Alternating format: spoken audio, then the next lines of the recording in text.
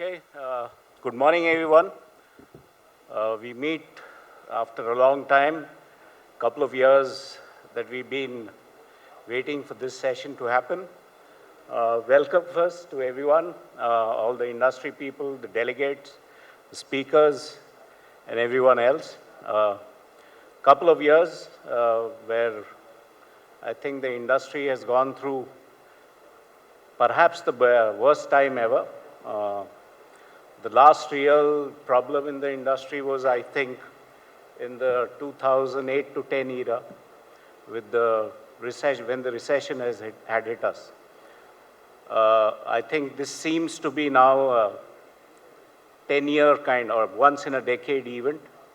So what it gets you ready for is essentially disruption, and we have to be ready for disruption and learn ways to come out on top of that.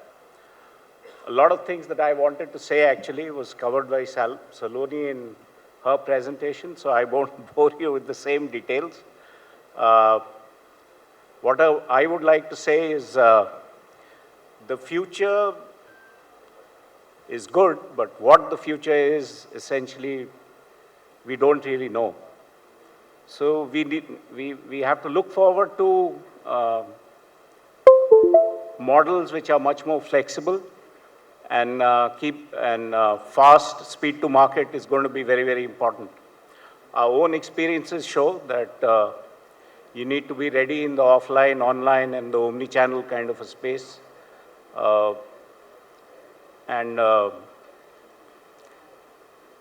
don't know where the market will be in the next 2 to 3 years' time. We don't try and guess longer than that.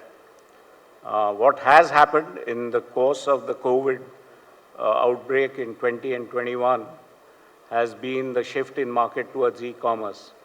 So e-commerce, omni-commerce, whatever we want to call it, has seen a fast rise.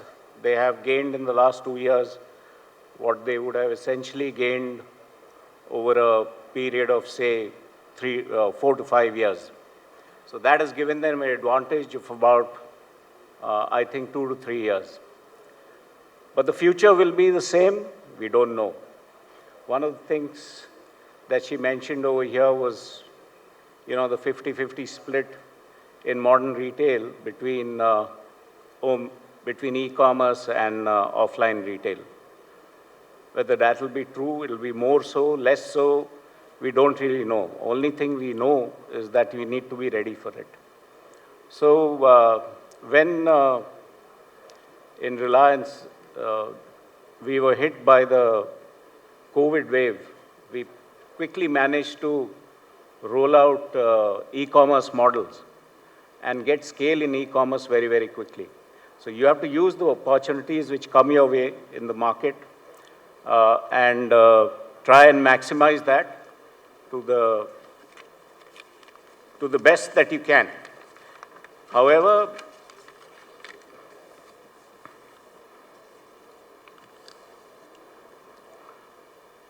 what will trend is, as mentioned by Saloni, is omni-commerce, especially anywhere, anytime retail. That is a reality with us today. So you should be able to walk into a store, buy physical, take the product home, buy physical, have the product delivered home, in the store, buy digital, have the product delivered home, and when you want to return, you return to the store, or you return digitally from home for an offline transaction. These are going to be important tech features that you'll have to build into your platforms. We have also seen a lot of product changes in what's happening in retail.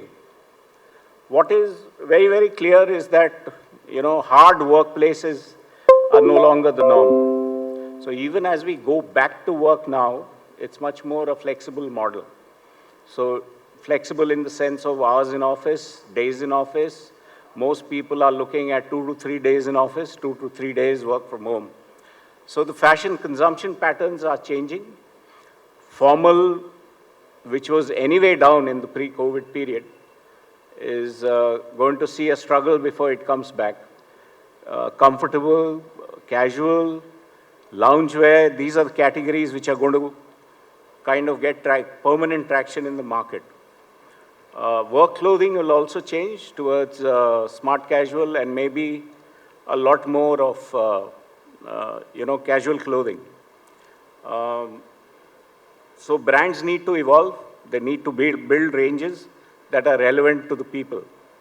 Uh, Another challenge before us, and which very few of us really acknowledged, is the hyperinflation situation that we are stuck in today.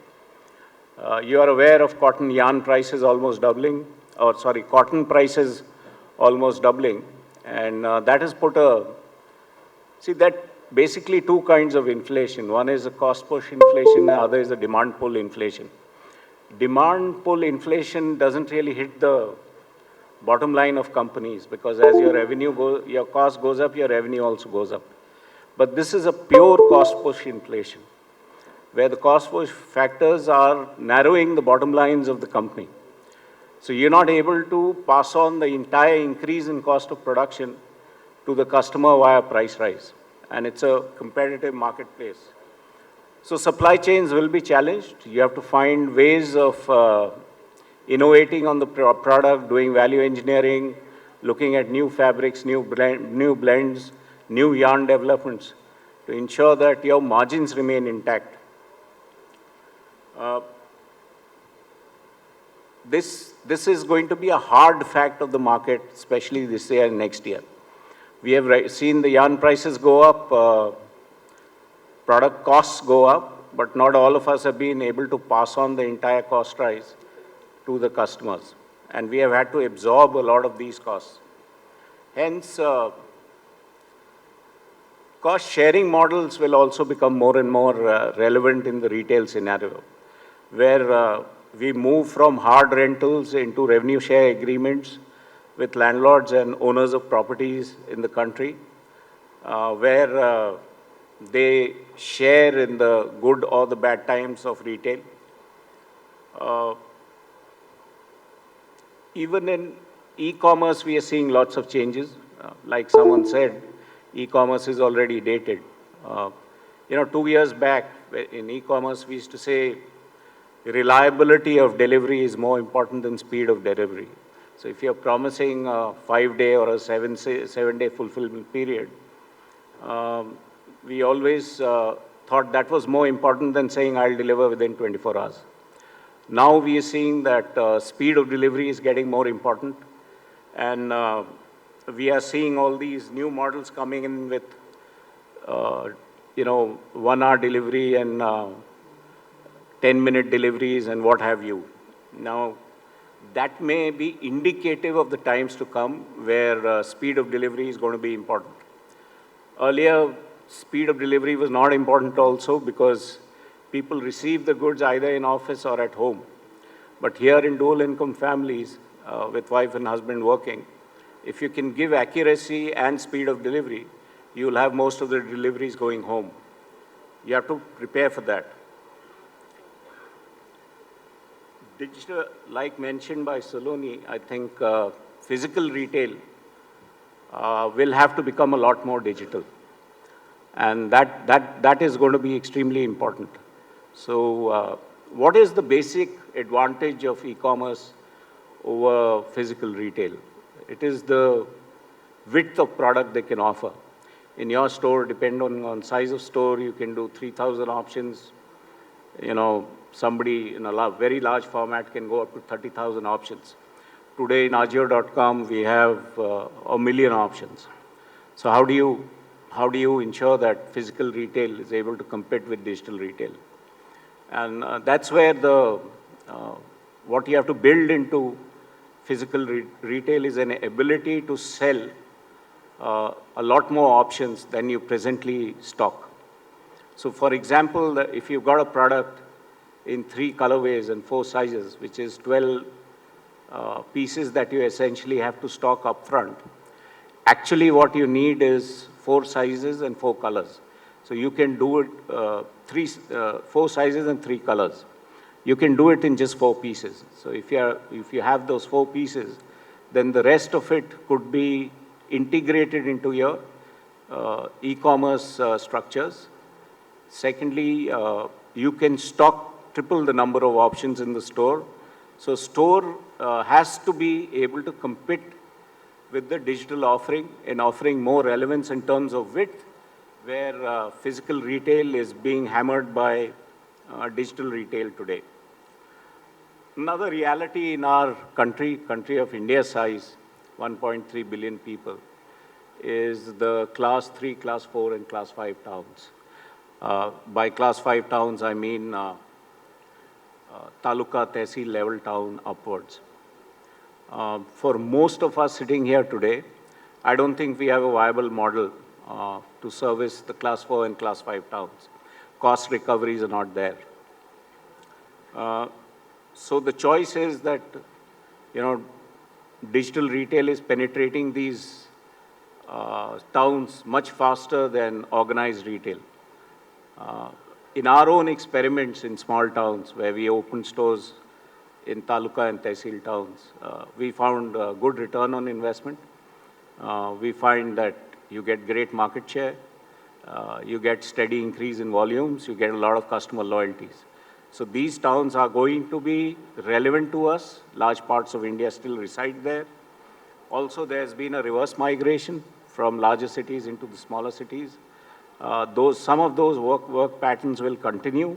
So demand in these towns will be good. So you have to have a model which caters to these towns. You look at Delhi today, you look at Bombay today, you look at Bangalore today, kind of over-retailed. Everybody is there, everything is there. Every 1 kilometer you have a market hub. So kind of over-retailed cities.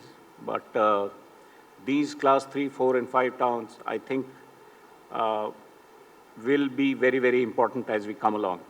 So all our, my friends in the offline retail, I advise them to have a look at how to adapt their models to be able to sell in such towns. Of course, as mentioned by the previous speaker, maximum innovation will be in the online space, live commerce, social commerce, D2C commerce, fast fashion brands will be able to sell on these platforms much faster than the offline retailers. We got models today where fashion is what is relevant for only 2 weeks. They're able to produce and supply from single sources to more than 200 cities from a single warehouse or single supply center located in the country. Another trend which is really catching on us is responsible retail, where environment, as we see, is becoming more and more important. So sustainable buzzwords are around like sustainability, slow fashion versus fast fashion,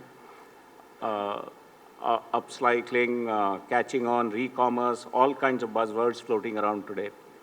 Let's see what happens there. Future of retail is going to be impacted majorly by the rollout of 5G. What 5G will do is make workplaces irrelevant. So there's nothing called a home, there's nothing called an office, there's nothing called commuting. In such a scenario, the consumption patterns in fashion is going to change dramatically. And this is not some medium-term factor. This is going to hit us in the next 5 years. So the consumption pattern, when I say is that the kind of products that will be consumed is going to be very, very different from what they are today. So I'm saying the only thing certain about the future is that it is going to be uncertain. And your models have to be able to cater to it. The other certainty is great clothes always sell, right? There's nothing called digital clothing. So clothing is always physical. So we'll have great products will always have a place. So design will remain the center of this entire evolution as we watch it. So once again, thank you for giving me this chance to address you people. I just wanted to welcome you here. I hope all of you gain from the sessions that you observe and listen to. I hope you enjoy yourselves. Have a great 2 days on this platform. Thank you so much.